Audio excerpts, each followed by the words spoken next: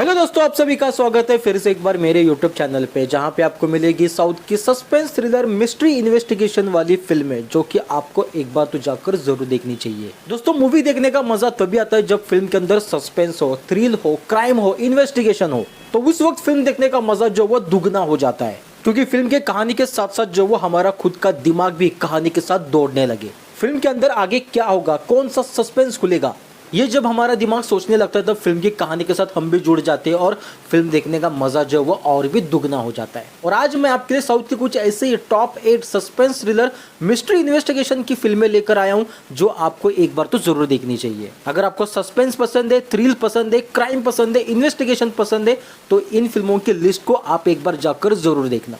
और ये सारी फिल्में जो वो YouTube पे अवेलेबल है, हिंदी में है, तो आपको कहीं और जाने की जरूरत नहीं पड़ेगी। तो बहुत आसानी से इन फिल्मों को आप जाकर देख सकते हो। तो चलिए ज्यादा देर ना करते हुए बात करते हैं साउथ की top 8 suspense thriller mystery investigation वाली फिल्में। दोस्तों, नंबर 8 पे आती है गरुड़ा, जो कि 2023 में रिलीज हुई थी और इस फिल्म को IMDb की ओर से 7.3 की रेटिंग मिली है। तो भाई साहब, इस फिल्म की कहानी आपको बताने से पहले ये फिल्म जो वो कितनी इंपॉर्टेंट है, अगर आपको एक सस्पेंस थ्रिलर और एक बेहतरीन मिस्ट्री फिल्म देखनी है तो आप इस फिल्म को जो वो एक बार जाकर जरूर देखिए। बहुत ही बेहतरीन फिल्म की कहानी है।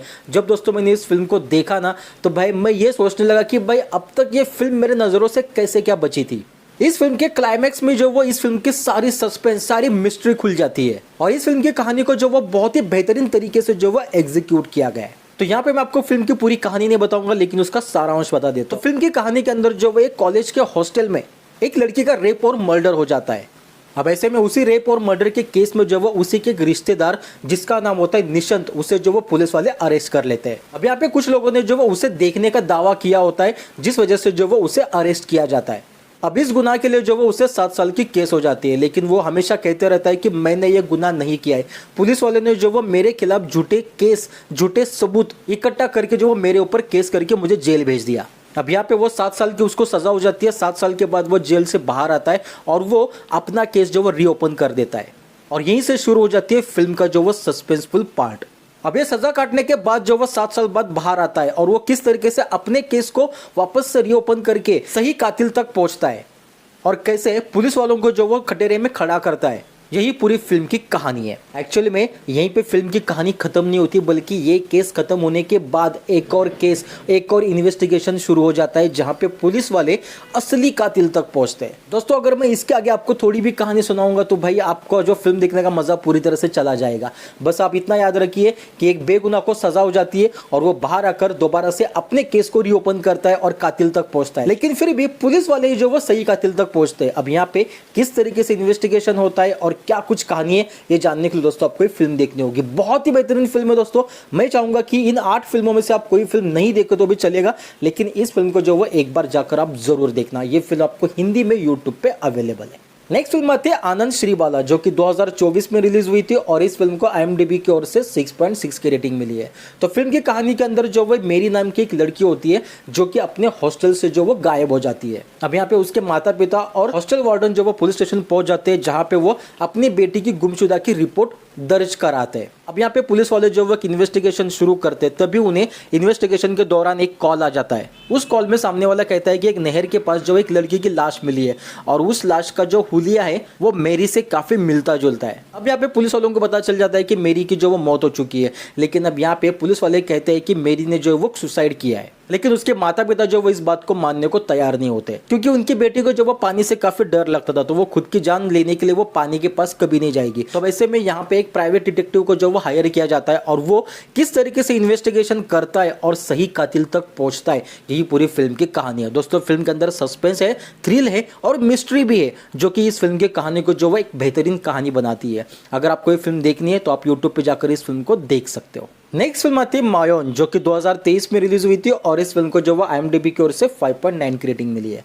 तो दोस्तों, ये एक एडवेंचर थ्रिलर सस्पेंस फिल्म है। फिल्म की कहानी के अंदर जो वो एक मूर्ति तस्करी वाले कुछ लोग हैं, जो अपने देश के एक पुराने मंदिर के अंदर छिपे खजाने को ढूंढने का काम शुरू करते हैं और इसी बीच यहाँ पे अपना हीरो भी उस खजाने को ढूंढने के लिए पीछे लगता है। अब इस खजाने को ढूंढना और उसको पाना इतना आसान नहीं होता है, बल्कि इस खजाने की रक्षा जो है एक दिव्य शक्ति कर रही होती है, जो उस खजाने तक पहुंचने वाले आदमी को भटका देती है।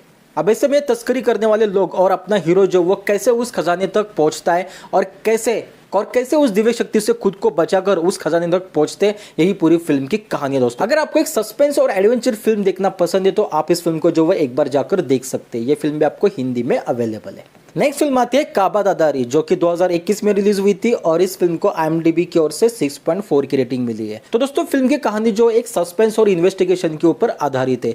फिल्म की कहानी के अंदर जो वो कुछ टाइम पहले एक मर्डर हो जाता है और इसका इन्वेस्टिगेशन जो वो पुलिस वालों ने शुरू किया था, लेकिन वो कातिल तक नहीं पहुंच पाते, इसलिए वो केस को बंद कर देते हैं। और वही फिल्म के अंदर जो हमें एक पुलिस वालों को दिखाया जाता है जो कि ट्रैफिक हवलदार होता है, लेकिन उसे जो वो केस सॉल्व करने की बहुत ही इच्छा होती है। और फिल्म के अंदर कुछ ऐसा सीन दिखाया गया है जिससे कि वो पुराना वाला केस जो वो इस पुलिस ऑफिसर के सामने आ जाता है। अब ये ट्रैफिक हवलदार होने के बावजूद भी अपने अधिकारियों की बात को इग्नोर करके वो इस इन्वेस्टिगेशन के ऊपर काम करना शुरू कर देता है। और अब यहाँ पे वो कैसे इस इन्वेस्टिगेशन को सॉल्व करता है और सही कातिल तक पहुंचता है, और इन सब के बीच में जो है उसे कौन से प्रॉब्लम को फेस करना पड़ता है, और एक ट्रैफिक हवलदार होने के बावजूद भी वो कैसे इस केस को सॉल्व करता है, यही पूरी फिल्म की कहानी है। और जैसे ही केस सॉल्व करता है तो उसके सामने जो वो बहुत ही सस्पेंस और मिस्ट्री चीजें जो वो उसके सामने आ जाती है। और अब वो क्या चीजें ये जानने के लिए दोस्तों आपको ये फिल्म देखनी होगी। ये फिल्म भी दोस्तों आपको हिंदी में यूट्यूब पे अवेलेबल है। नेक्स्ट फिल्म आती है बालमित्रा, जो कि 2021 में रिलीज हुई थी और इस फिल्म को IMDb की ओर से 6.1 की रेटिंग मिली है। तो फिल्म की कहानी के अंदर जो एक कपल को दिखाया जाता है, जहां पे उसमें से एक लड़की को जो वो कोई किडनैप कर लेता है और उस लड़के को फोन करके कहता है कि अगर तुम्हारी बीवी को तुम अगर सही सलामत देखना चाहते हो तो तुम्हें 3 लोगों के जो वो खून करने होंगे। अब ऐसे में लड़का जो वो पूरी तरह से शॉक हो जाता है। अब उसे किसी भी तरह से अपनी बीवी को बचाने के लिए उन 3 लोगों को मारना होगा। लेकिन इसी बीच जो वो उसकी मुलाकात जो वो एक गांव में रहने वाली एक वैशाली नाम की लड़की से हो जाती है। अब ऐसे में वैशाली का उसके बीवी के किडनैपर के साथ क्या कनेक्शन है और क्यों वो लोग जो वो इस लड़के का सहारा लेके उन 3 लोगों को मरवाना चाहते, क्या इसके पीछे का रीजन है, और क्या ये अपना हीरो जो वो उन 3 लोगों को मारने में कामयाब होता है या फिर अपनी बीवी को बचाता है, यही पूरी फिल्म की कहानी है। दोस्तों एक बेहतरीन कहानी है, वन टाइम वॉच फिल्म है, लेकिन बहुत ही अच्छी है। कहूँगा कि एक बार जाकर आप इस फिल्म को जरूर देखिए। नेक्स्ट फिल्म आती है पेंडुलम, जो कि 2023 में रिलीज हुई थी और इस फिल्म को IMDb की ओर से 6.8 की रेटिंग मिली है। तो दोस्तों अगर आपको एक साईफाई सस्पेंस थ्रिलर फिल्म देखना पसंद है तो आप इस फिल्म को एक बार जाकर देख सकते हैं। शायद बहुत से लोगों ने इस फिल्म को देखा भी होगा, क्योंकि ये मलयालम लैंग्वेज की वो फिल्म है जो कि जब रिलीज हुई थी तब काफ़ी फेमस हुई थी, क्योंकि फिल्म की कहानी कुछ हटके। तो फिल्म की कहानी के अंदर जो वो महेश नारायण नाम के एक डॉक्टर को दिखाया जाता है जो अपने फैमिली के साथ एक दिन के ट्रिप के लिए निकल पड़ता है, लेकिन अब उसकी एक दिन की ट्रिप ही जो उसकी जिंदगी बदल देती है। इस फिल्म की कहानी के अंदर जो एक पैरेलल यूनिवर्स के टाइप एक कंसेप्ट फिल्म के अंदर दिखाई गई है, जो कि बहुत ही बेहतरीन है। दोस्तों अगर आपको एक सस्पेंस और एक साईफाई फिल्म देखना पसंद है तो आप इस फिल्म को जाकर देख सकते हैं। फिल्म के बारे में अगर मैं आपको और भी कुछ जानकारी दूंगा तो यहाँ पे ये कहानी जो वो पूरी तरह से रिवील हो जाएंगे और आपको फिल्म देखने का मजा जो वो बिल्कुल भी नहीं आएगा। बस इस फिल्म को जाकर देखिए, बहुत ही बेहतरीन फिल्म है, हिंदी में यूट्यूब पे अवेलेबल है। नेक्स्ट फिल्म आती है फाइंडर, जो कि 2024 में रिलीज हुई थी और इस फिल्म को जो वो IMDb की ओर से 6.1 की रेटिंग मिली है। तो दोस्तों फिल्म की कहानी का कंसेप्ट जो वो थोड़ा सा अलग है। फिल्म की कहानी में जो वो एक आदमी को दिखाया जाता है जो एक ऐसी एजेंसी ओपन करता है जहां पे बेगुनाह लोगों को जो वो जेल से निकालने का काम जो वो इसकी एजेंसी, जिसका नाम होता है फाइंडर, ये कर रही होती है। अब इसी बीच एक लड़की जो वो इस एजेंसी में आती है और कहती है कि मेरे पापा जो वो बेगुनाह है, लेकिन उन्हें जो वो एक मर्डर में पुलिस वालों ने जो वो अरेस्ट कर लिया है। अब यहाँ पे ये लड़का जो वो पूरा इन्वेस्टिगेशन शुरू करता है तो पता चलता है कि इस मर्डर के पीछे जो वो एक्चुअल में बहुत बड़े बड़े लोग जो वो इन्वॉल्व है।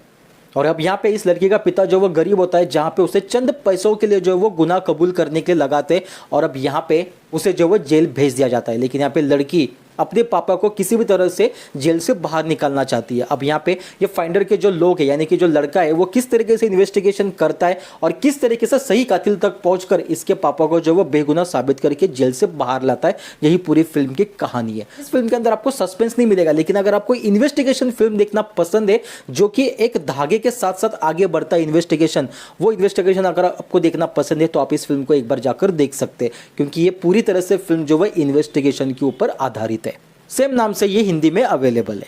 अब नंबर 1 पे जो फिल्म आती है भाई, उसकी कहानी ने तो मेरा दिल जीत लिया। बहुत ही बेहतरीन फिल्म की कहानी है। फिल्म का नाम है जोग 101, जो कि 2024 में रिलीज हुई थी और इस फिल्म को IMDb की ओर से 6.5 की रेटिंग मिली है। तो जोग 101 जो वो एक्चुअल में एक गाँव का नाम होता है और इस गाँव की जो वो अपनी अलग ही एक मिस्ट्री है, एक अलग ही इसकी एक कहानी है। इस गाँव के अंदर जो वो बाहर वाला कोई भी जाता है तो यहाँ पे वो मिसिंग हो जाता है। तो फिल्म की कहानी की शुरुआत में जो हमें दो कपल को दिखाया जाता है जो इस गांव के पास से यानी कि इस गांव को क्रॉस करके कहीं और जा रहे होते हैं, लेकिन अचानक से तभी उनकी गाड़ी का टायर जो पंक्चर हो जाता है। यहाँ पे लड़का जब वो गाड़ी से नीचे उतरकर अपने गाड़ी का टायर का पंक्चर निकाल रहा होता है तभी वो देखता है कि उसकी गर्लफ्रेंड जो वो गाड़ी के अंदर से गायब हो जाती है। और दूसरे दिन हमें पता चलता है कि ये दोनों अपनी गाड़ी के साथ भी गायब हो जाते हैं। अब यहाँ पे इन्वेस्टिगेशन करने के लिए उसी लड़की का भाई यहाँ पे आ जाता है और वो किस तरीके से इन्वेस्टिगेशन करके अपनी बहन को वहां से ढूंढ निकालता है, यही पूरी फिल्म की कहानी है दोस्तों। बहुत ही बेहतरीन फिल्म की कहानी है। अगर आपको एक सस्पेंस थ्रिलर, एक मिस्ट्री फिल्म देखना पसंद है तो आप इस फिल्म को जो है एक बार जाकर जरूर देख सकते हैं। बहुत ही बेहतरीन फिल्म है। तो दोस्तों ये थी साउथ की कुछ ऐसी top 8 suspense thriller mystery investigation वाली फिल्में जो कि आपको एक बार तो जाकर जरूर देखनी चाहिए। ये सारी फिल्में जो है हिंदी में अवेलेबल है, तो आपको बिल्कुल भी कहीं और जाने की जरूरत नहीं है। तो इन फिल्मों में से आपको कौन सी फिल्म फेवरेट है, आप किस फिल्म को देखना चाहते हो या फिर आपने देख चुके हैं, ये भी आप मुझे कमेंट करके जरूर बताना। और अगर वीडियो अच्छा लगा तो प्लीज एक बार लाइक जरूर करना। और अगर आप मेरे चैनल पे पहली बार आए हो तो एक बार चैनल को सब्सक्राइब जरूर करना। तो चलिए दोस्तों मिलते हैं एक नए वीडियो के साथ, तब तक के लिए धन्यवाद। जय हिंद, जय भारत।